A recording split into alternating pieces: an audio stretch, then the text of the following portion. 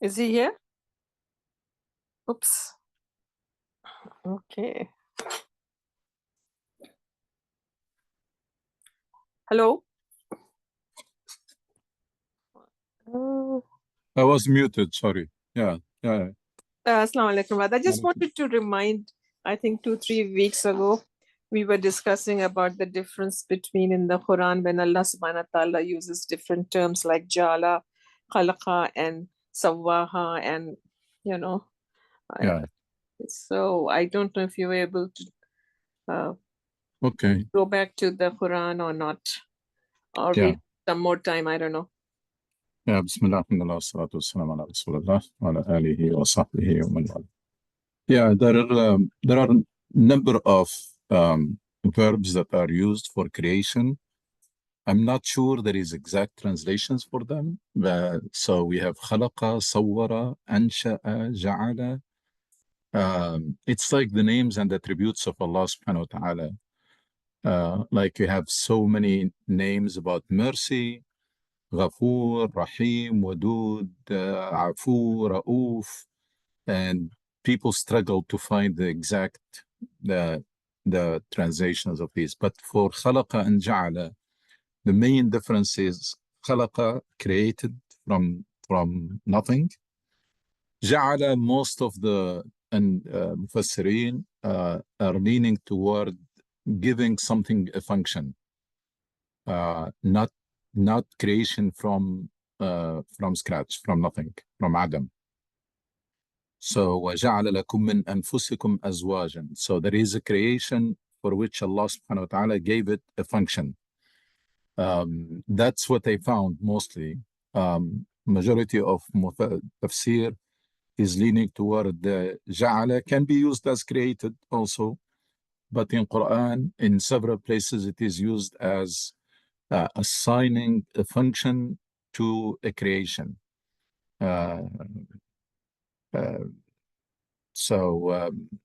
not like وَجَعَلَ لَكُمْ السَّمْعَ وَالْأَبْصَارِ. Most of the time it is mentioned associated with a function. I mean the jala, right? Yeah, جعل. The khalaqa is clear. The khalaqa is from created from nothing. In al-adam. Yeah. And then sawaha. Sawaha, I told you, it's, if you want an exact translation, it's shaping. But again, it comes one of those verbs that are related to the creation. That's not easy to find. I mean, we all are struggling to find a good translation to Ridwanullah, for example.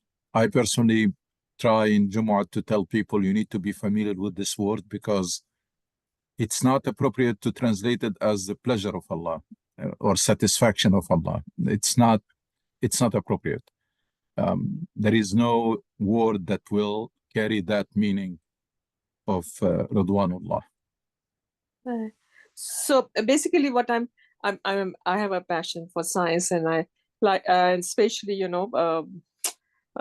for biology and all that stuff. So that's why I was interested in this. The point I'm trying to make is like in physical creation, there are many terms. But when Allah subhanahu wa ta'ala says in Surah Sajda, Summa sawahu nafaqa fi min ruhi. So wajala lakum sama. So for ruh to when he injected the ruh, that is only one term that Quran uses. For physical formation and fashioning and the final touching and all that, there are many terms. But do you think, is there any term besides nafakha for the injecting of the ruh in the humans? I mean, injecting of the soul in the human body? No, I don't. Let me check if there is another instance where it's something else used rather than نفخ فيه من روحه.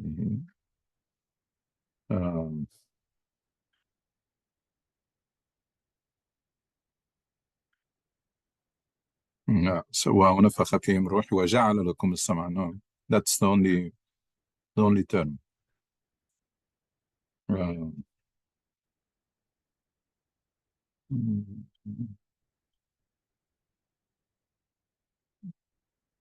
It was mentioned associated with Isa عليه السلام.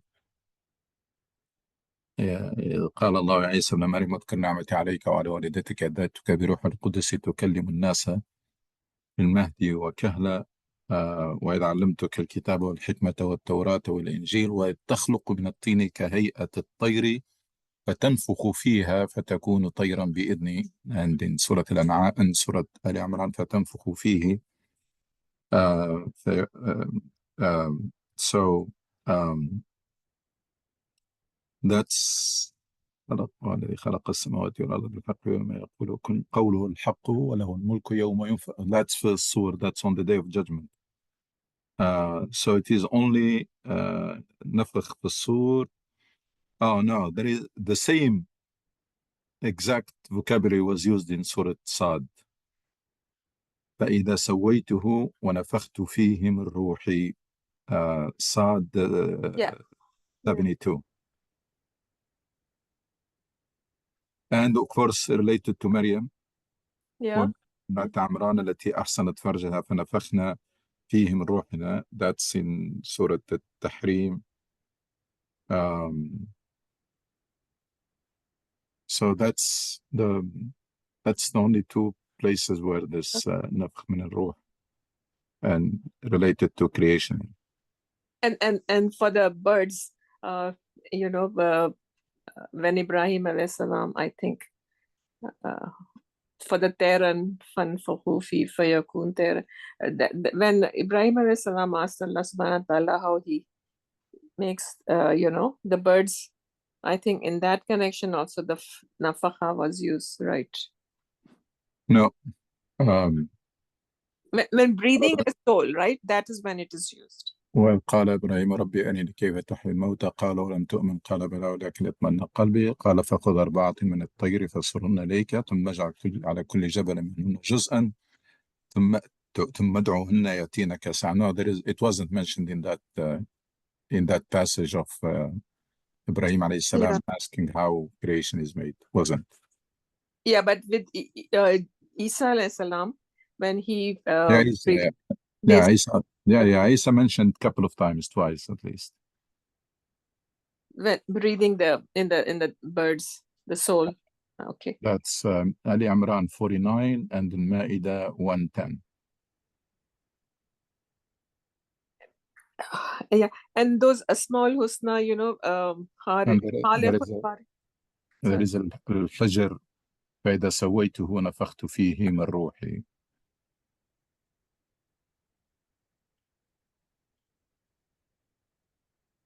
All right. Any other thoughts, questions, points of discussion? The connection of Allah subhanahu wa ta'ala's name, like Khaliqul Bari al Musawwar, you think that is a sequence? I mean, first comes Khaliqu, then Bari, then like a process, you know, when Allah in Quran they were mentioned like this, but it might be a creation, because Bari also it's creation. I told you these الخالق البارئ المصور أنشأ جعل خلق, all of these verbs are related to creation. But in Arabic, because the Arabic language is much richer than the English language, so the translation does not match. I mean, you can't find exact translations for these, because simply there is one language that is much more rich than another language, so it can have several synonyms that they translate only into one word or two. Like Qada wal Qadar also, Quran uses Qada and Qadar, but never together, right? Yeah. Separately, but they have the same meaning or different shades of meaning. It's in Arabic they don't have exact meanings, but in translation they usually translate them into one word. Yeah. Okay. Jazakallah. And speaking about biology, I really strongly recommend two areas that everybody should try to educate themselves about it, because it can really strengthen your relationship with Allah subhanahu wa ta'ala. It's biology and astronomy. These two things, and you don't need to become physicist or expert. Metaphysics.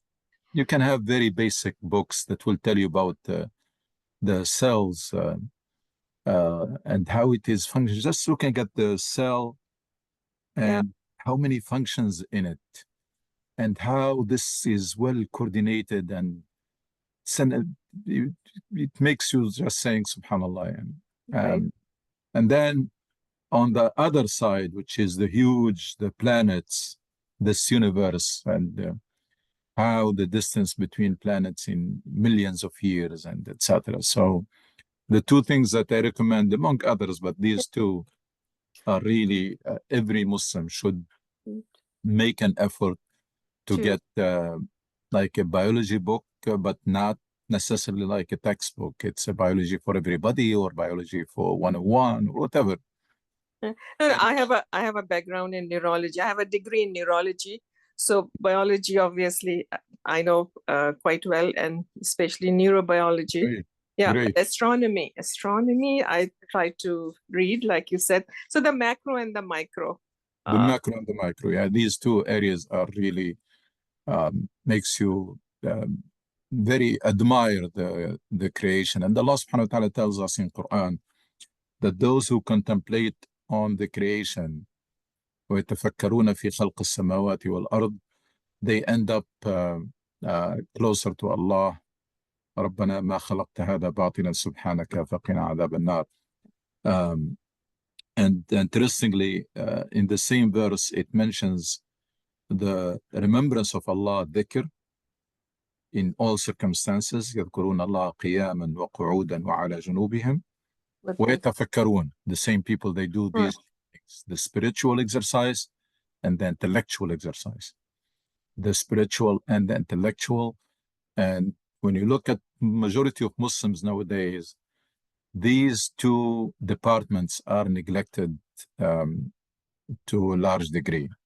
People, if you compare how much time and effort and energy and money you are spending on your physical needs, compared how much you're doing for your intellectual development and for your spiritual development, you will find no balance whatsoever. Totally off balance. Yeah. I think that happens because physical things you can see very well, the results, and and for the spiritual, it will come in the day of judgment, all the cause and effect that we mess up with, and mental is also hidden. Yeah, people use a lot of their time grocery shopping, cooking, eating. Nothing wrong with this, but again, the balance. Their physical appearance, so much money is spent on that, and then clothing and etc. And again, it's the problem is in the lack of balance. And when you compare that to any effort or time or energy is spent on spiritual development or on intellectual development, you will find that unfortunately majority of people have their life totally out of balance. True.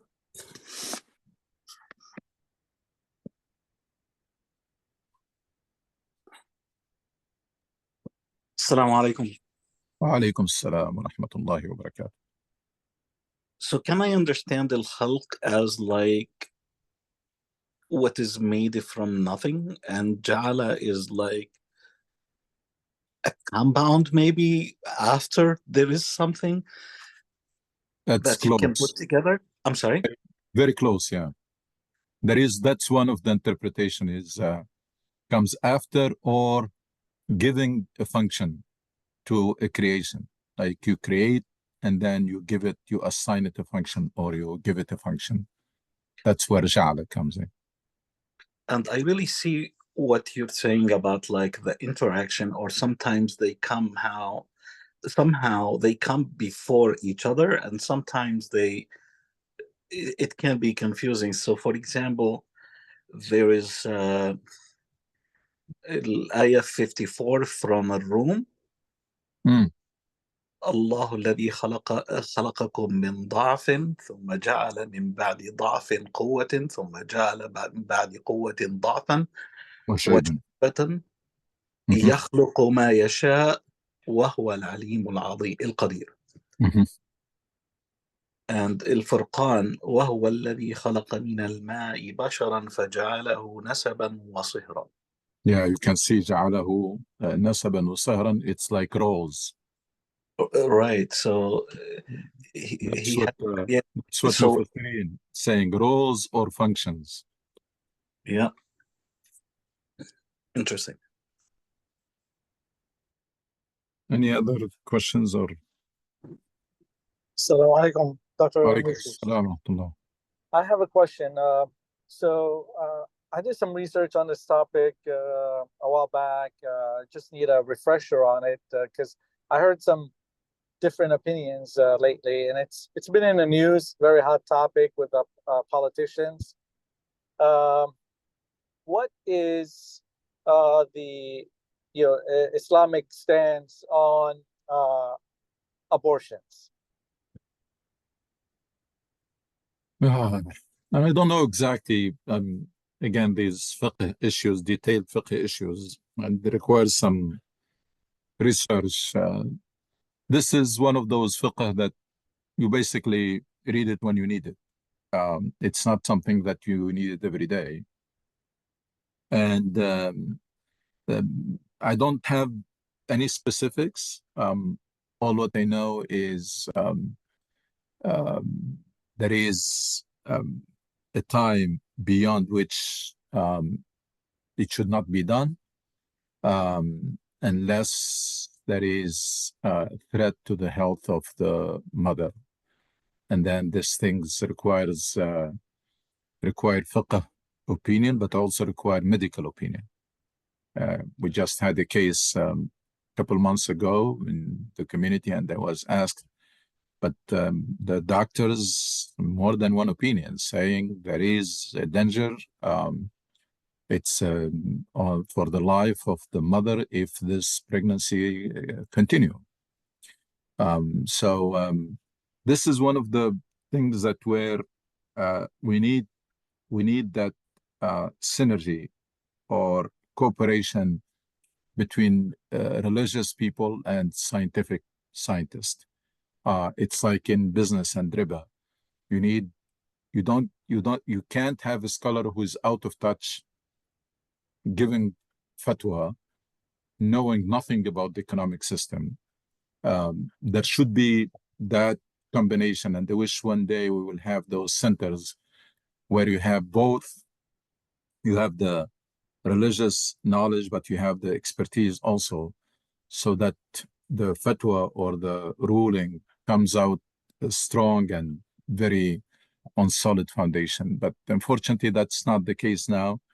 And I know people who have solid opinion about this abortion thing, and they say, you don't care. I mean, even if the mother dies, this is it. This pregnancy has to continue just because it is past a certain time. Or, I mean, again, I'm not giving any particular fatwa, but I'm saying that we need to go beyond those ready-made fatwa, because the reality the reality has always to be taken into consideration. And always we need to check the overall, the big principles of Islam, that la darara wa la dirar, nobody should be harmed. And always the good should outweigh the harm, etc. So number of things have to be considered rather than sticking to those packaged fatwa that maybe were developed in centuries ago and in a very different context, before science has evolved, etc., and people are still sticking to those fatwas. Yeah.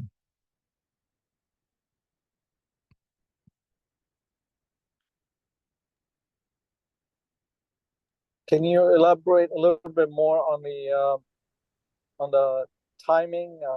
Because I They heard say that this, I'm not sure, there's 120 days, something like, yeah. I heard 120 days. I also heard 42 days or something to that effect, or 40 days.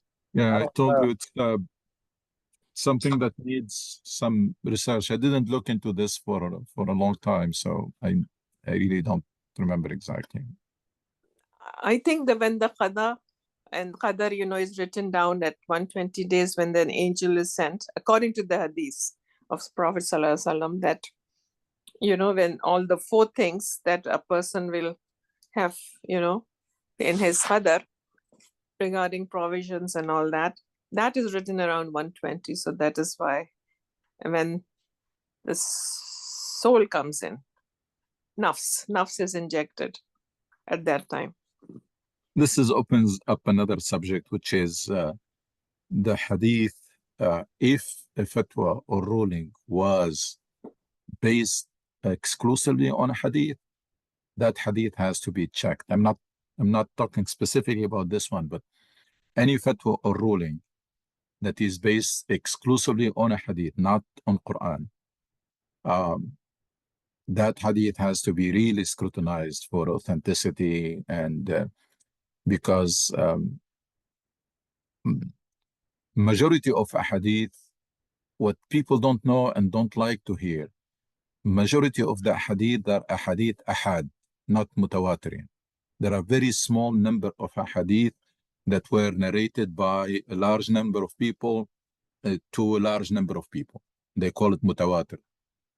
But the vast majority of hadith are ahad, which means in the chain there is one point in which there is only one person or 2, or so. So people really, especially when it comes, I mean, there are some hadith that are that basically help you spiritually. These, they don't need to be scrutinized. I mean, the hadith that strengthen your iman, makes you closer to Allah subhanahu wa ta'ala, etc. But any hadith that was used as the basis for a fatwa or hukum ruling has to be really scrutinized, because we can't live generation after generations building our lives on a hadith that is questionable.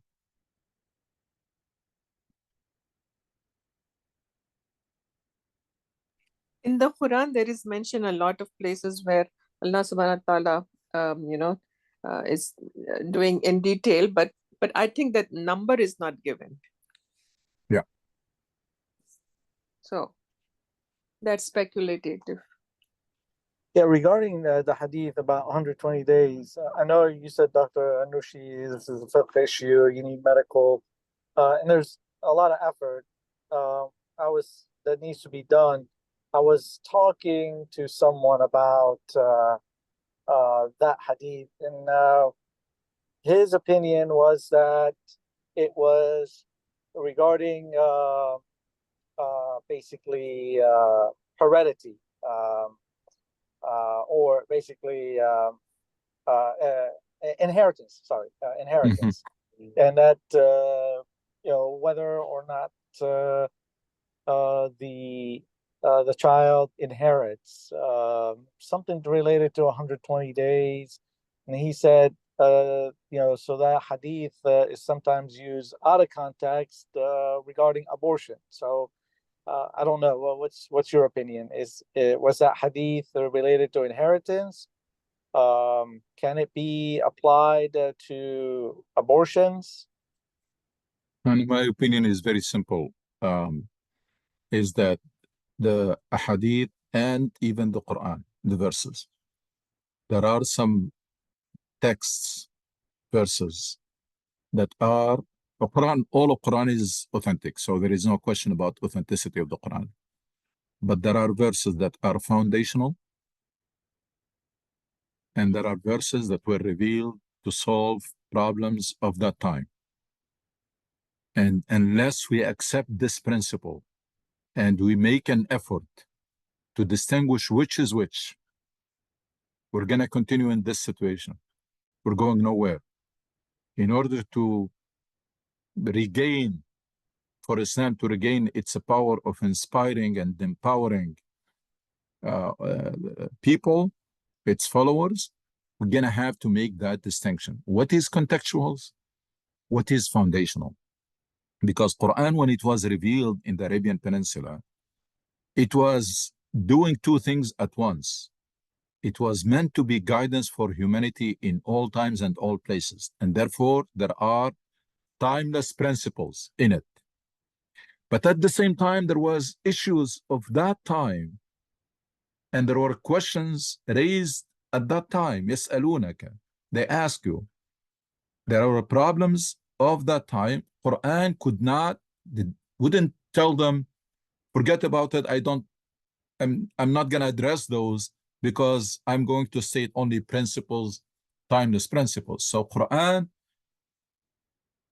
verses were revealed to address the issues, the challenges, the question of that time. The problem that many people are making is that to treat all the verses equal and to think that you can open the Quran and then take a verse and then apply it in every context. That's not true. If it is a contextual verse, it has to be applied only in the relevant context, in the right context. That's number one. And that, of course, applies to hadith. And the hadith, there is another issue that has to be raised, is authenticity.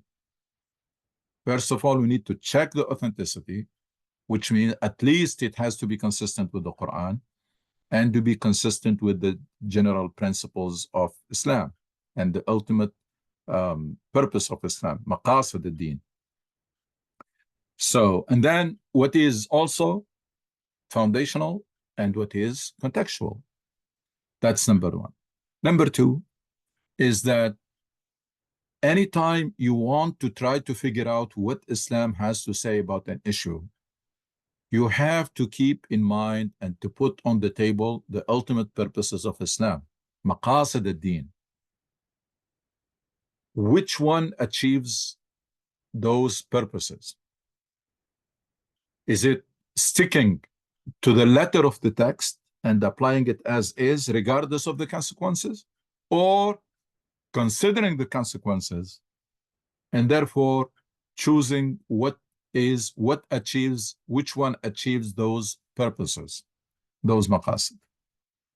Now, even though scholars have been reluctant in the discussion between the text and the context, how important the context is, and of course this discussion is not popular, so people lean toward just dropping the context. It's not important, and we go to the Salafi or the literal meanings and the literal interpretation.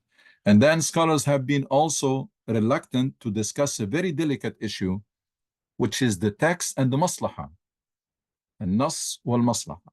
Maslaha meaning the best interests of people.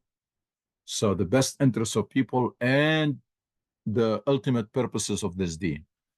So that's why you don't hear discussion saying, does this achieve the ultimate purpose of justice or not? First of all, is this verse foundational or contextual?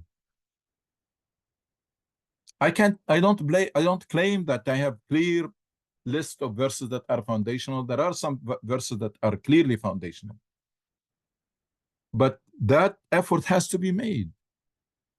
And if it is a contextual, then we have the right to discuss whether does it still apply in this context or not, and does it achieve the purpose of the deen or not. So I can tell you that 90% of the verses, if not 95% of the verses, about qital, about fighting, are contextual. Why? Because fighting in Islam is not a principle. It's not a duty. You can be a very good Muslim and go to heaven, to the highest level in heaven, even though you were never involved in fighting. So it is not a principle, an Islamic principle. It is something. So all the verses that people take out of context, and then there are some groups that were established based on those verses, and they committed horrible crimes here and there based on a verse that is contextual, or a hadith that is even questionable. That's even worse. So that ijtihad has to be revived, and those fundamental questions has to be asked. One, if it is a verse, is it contextual or foundational? If it is contextual, then does it achieve, does it apply, does it achieve the ultimate purpose of Islam as is, or need to be revisited? If it is a hadith, is it authentic or not? And then if it is authentic, is it foundational or contextual? And if it is foundational, the same question need to be asked. If it is contextual, the same question need to be asked. There is something in Islam called fiqh al-ma'alat, fiqh of consequences. If you're doing, let's say a sister wearing hijab in the street, walking. She want to do amr bil ma'ruf wa nahy anil munkar, stop someone in the street, talk to him about Islam. This guy is crazy, pull rifle and shoot her. So what did we do here? Amr ma'ruf wa nahy anil munkar, but it caused more harm. So what's the, so fiqh al-ma'alat was illustrated in a very clear way by Rasul sallallahu alaihi wasallam when he was talking to Aisha radiallahu anha. He told her, and I personally believe that this hadith is authentic. He told her that because Quraysh in history, Kaaba was demolished by a flood. And then the people of that time did not have enough money. So when they rebuilt it, they built it smaller than the original. And of course, all the Arabs at that time, they know this history. They knew it. So Rasul sallallahu alaihi wasallam was telling Aisha, if your people, if I'm not worried about that people maybe would be shocked and their faith can be shaken by this, I would demolish the Kaaba and rebuild it, because now we have the means, and rebuild it the original size, the original dimension. But so Rasul sallallahu alaihi wasallam is telling us in this hadith that he wanted to do something, he likes to do something, he did not do it. Why? Because the consequences are not good. And the Rasul sallallahu alaihi wasallam is a teacher. He does things and say things, teaching us that whenever you want to do something, you have to weigh the good and the harm. And then if the harm outweighs the good, then no need to do it.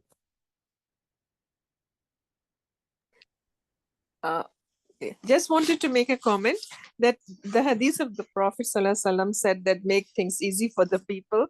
And if you have two choices, right, to take the easiest path, I think that's what we are doing very well. We take the easiest path and just keep try to make it easier and easier, and then that compromises the basic principles. Actually, it's not easier to do, but easier to understand. Now we're following them. We became so superficial and so lazy. That's why we like the literal meaning and we like the Salafi interpretation, because it doesn't require us to make any effort. We became very superficial, very literalist, and very lazy, intellectually lazy. So when you have something, it's like fast food. When you have food that you can order, why cooking it? Cooking, it requires you go grocery shopping and then cooking and then etc. and creating a mess and then dishwashing and etc. But just order it.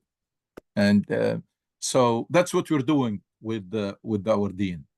We have fiqh that was developed centuries ago, interpretation of Quran developed centuries ago. And then rather than doing that exercise of ijtihad, say, why not? These people, they know better. They were closer to the Prophet. They know better than us. So who are we to question what they... So let's just memorize what their work and then rely on it completely.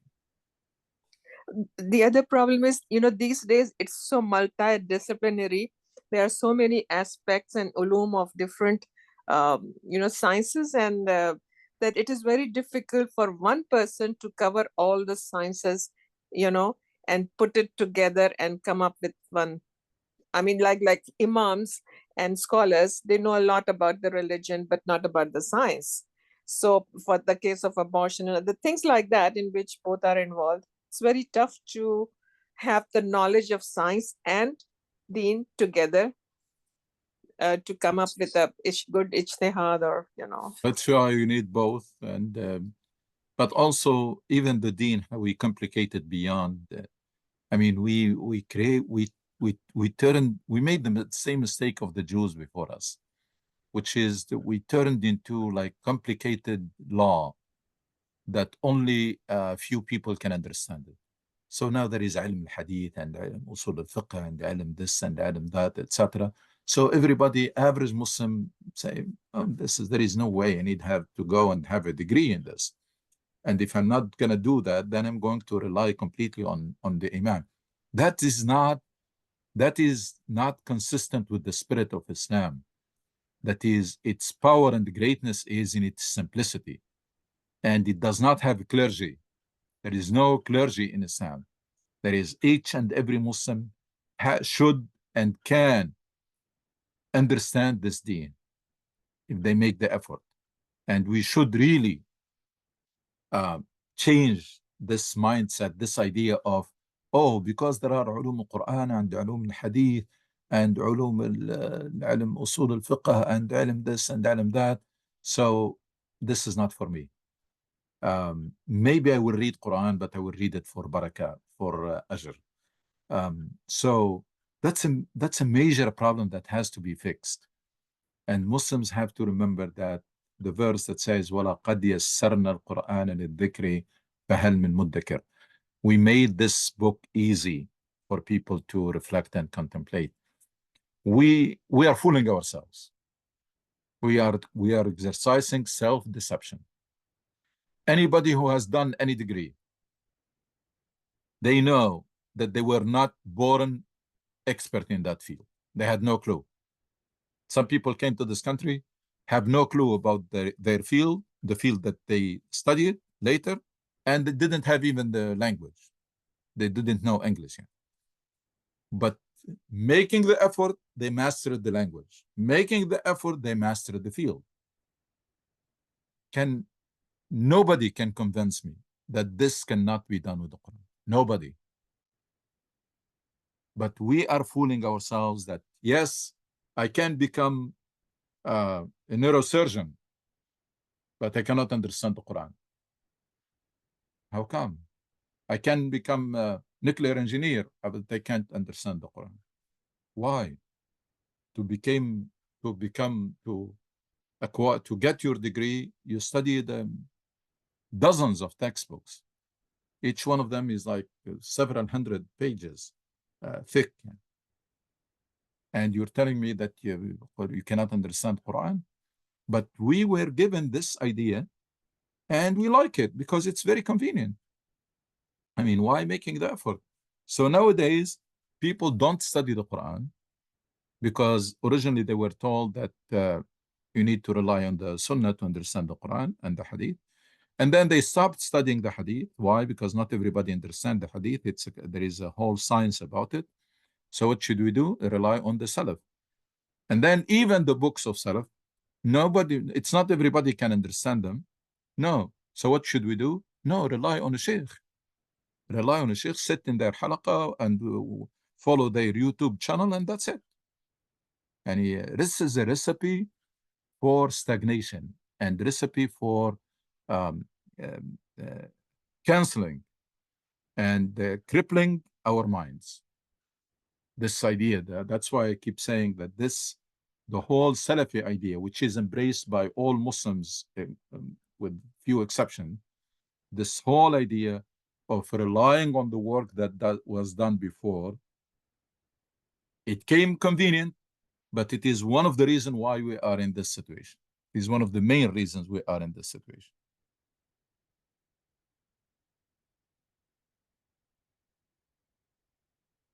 You need to develop, subhanAllah, Rasul Sallallahu Alaihi Wasallam was teaching his companions critical thinking. And now we think we should, people are telling us, no, you shouldn't. You should freeze this. Because we are very way downstream when it comes to generations after the Prophet. So we are corrupt generation, and we need to rely on the ones that are closer, the Salaf Salih. And Rasul Sallallahu Alaihi Wasallam teaching his companions critical thinking in practice, not even theoretically. When a companion comes and asks the Prophet Sallallahu Alaihi Wasallam, is this place you chose in the Battle of Badr a revelation, or that's your opinion? The companion wouldn't have said this if he was not trained and taught to be critical. And when the Prophet ﷺ said, no, it was my opinion, he said, this is wrong choice. This is bad choice. ليس هذا بالمنزل. If you translate it into in English, that's a terrible choice. That's not good one. They are talking to the Prophet, and he was not offended. And then when the companions gave his suggestion, the Prophet ﷺ said, follow it. He was not offended at all. And it happened several times teaching his people to think and to reflect, and then to express their opinion. And then we say, in the name of Sunnah, we should freeze our minds.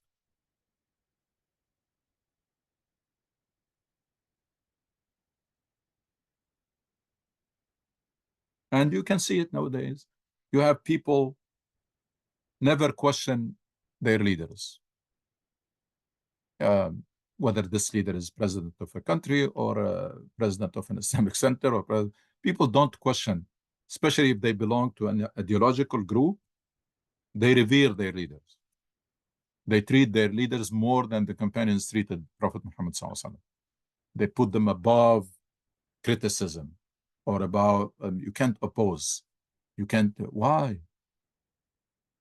You can see the Prophet ﷺ people argued with him and he was not offended.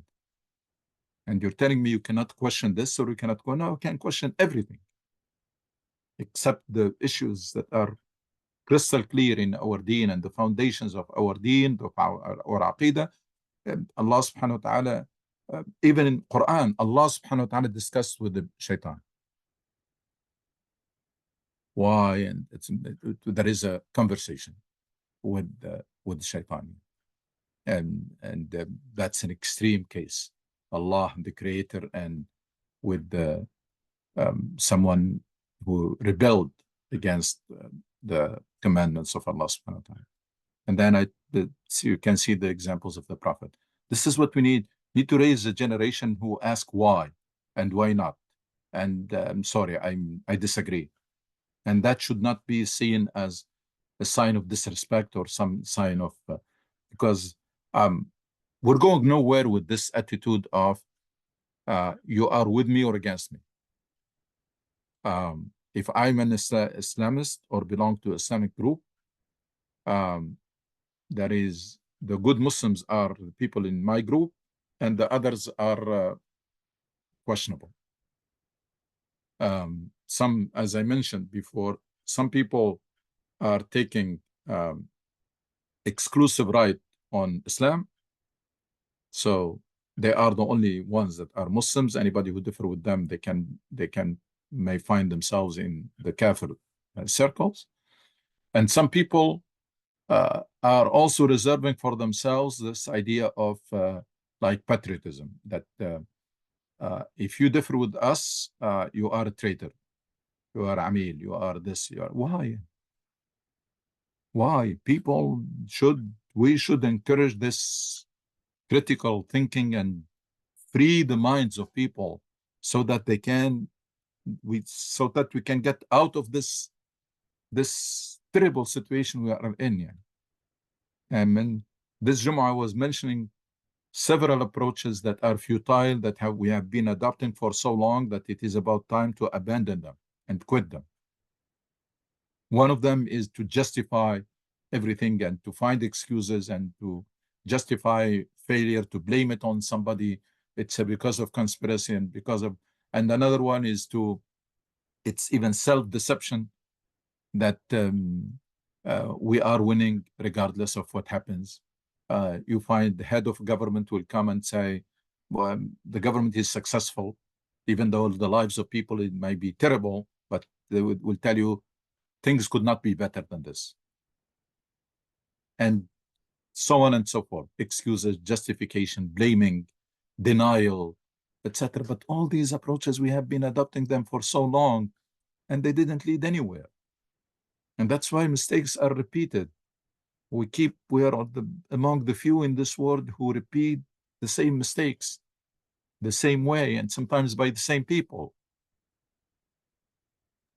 Assalamu alaikum again. Alaikum assalam wa rahmatullah. So, Dr. Suhail, when it comes to Prophet Muhammad sallallahu alaihi wasallam, just listening to what you're saying, it's like he was teaching his Sahaba to become critical thinking, and the critical thinking. And when I go back to like how we grew up and telling us about Prophet Muhammad is illiterate, and thinking about what's illiterate and what's literate, and thinking about like the first ayah in the Quran,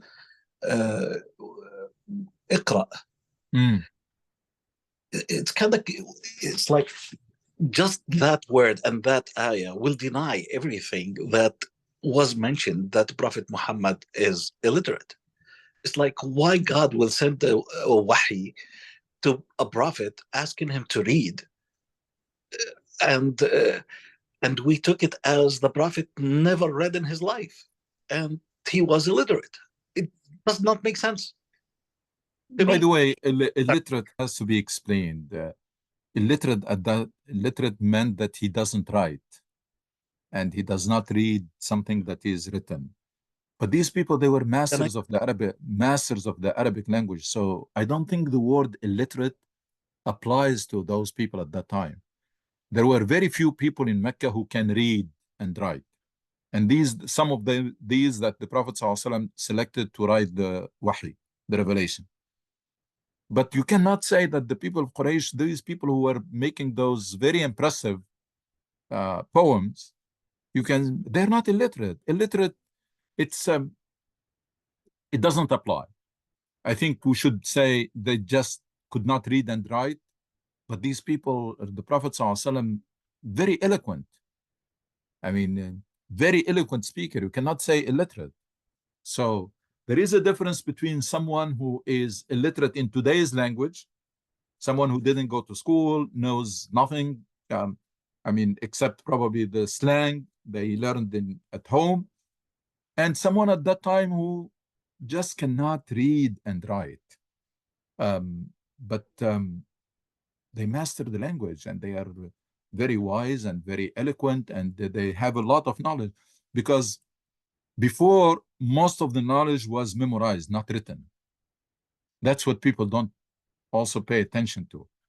Most of the knowledge was transferred by verbally, especially the Arabs. They were not known of documenting anything. It's all memory and it's all verbal. Yeah. Yes, Sister. I just wanted to find out the definition of jahil in the in our fiqh, you know. What is the actual definition of jahil? Who's a real jahil and who's not? Yeah, I mean, I mean, I don't know how because these things, they keep changing. I mean, nowadays the word illiterate, some people define as, if you don't know English and you don't know how to use computer, you are probably considered illiterate. In today's world, some people are saying that. Some people are saying that if someone does not know at all how to use computer, maybe considered illiterate. So things keep changing, but there is a difference between someone who has no knowledge. Like there are people in the Muslim countries, who never went to school, who have no clue. That's the jahil. That's really the illiterate. But that does not apply to the Arabs at the time of the Prophet ﷺ and to the Prophet himself, because they were not ignorant. They did not have a literature that is written. They didn't have books, but they were not ignorant, because knowledge at that time in that part of the world was relying mostly on memory, and it's on verbal. Oral, yeah. Oral, not written. But you can't say people who made those great poems, we can't call them jahiliyan. There are people who wrote some poems that if you are not told, you think they're Quran. Yeah. Of course, Quran is the most eloquent thing, but there are some poem that so impressive. I mean, Right. you can't tell that somebody like that you are ignorant. No, I was thinking the Quran uses the word jahil. So in what context? Like not knowing Allah subhanahu wa ta'ala or your deen, would you call that the real true jahil person? Not I mean, sciences I understand. I think it has to be always qualified. Jahil bid-deen. Yani you are ignorant in matter of religion, but this ignorant in matter of religion can be great scientist. Jahil bil-ilm. Somebody can have a lot of knowledge in social sciences, for example, but has no clue about the hard sciences. So I don't think this word should be left like that, vague. It should be always qualified. You know certain things and you are ignorant about other things. It's relative. Yeah. Yeah. Jazakallah. وإياكم إن شاء الله. جزاك الله كل خير دكتور سهيل. إن شاء الله see you everybody next Sunday at noon. السلام عليكم ورحمة الله وبركاته. ورحمة الله. وعليكم السلام. جزاك الله خير. السلام عليكم.